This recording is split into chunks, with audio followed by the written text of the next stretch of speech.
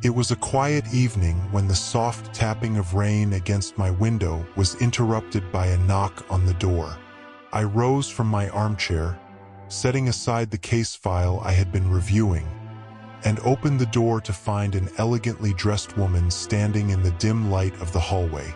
"Mr. Elias Kingston, I presume?" she asked with a trembling voice. "At your service, madam. Please come in," I replied, stepping aside. She introduced herself as Countess Isabella Valentine. Her pale face and trembling hands betrayed her anxiety as she explained her dilemma. "Last night, an invaluable heirloom, the clock of time, was stolen from my family's estate. The clock is said to contain the key to a treasure hidden for centuries." As she spoke, I noted the mud on the edges of her shoes, likely from the docks, and the faint aroma of cigar smoke clinging to her coat. These details, though minor, hinted at connections she had yet to reveal. The same evening, my assistant, Daniel, and I ventured to Valentine Manor.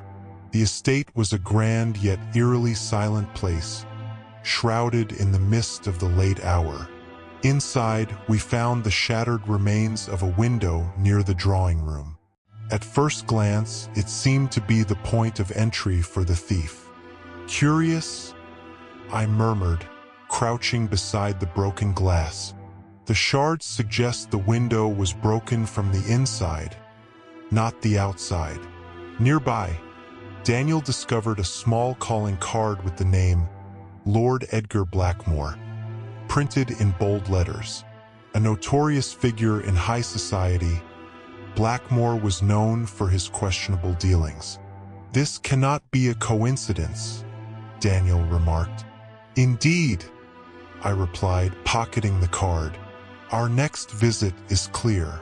The following afternoon, we arrived at Blackmore's lavish mansion. The Lord greeted us with a smile that barely masked his unease.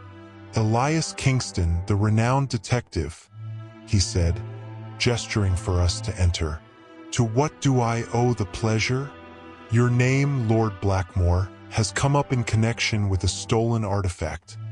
The clock of time," I said plainly. His expression darkened, though he quickly regained composure.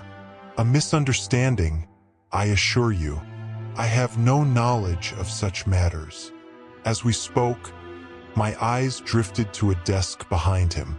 A map lay unfolded, marked with key locations, including Valentine Manor and an abandoned area near the docks.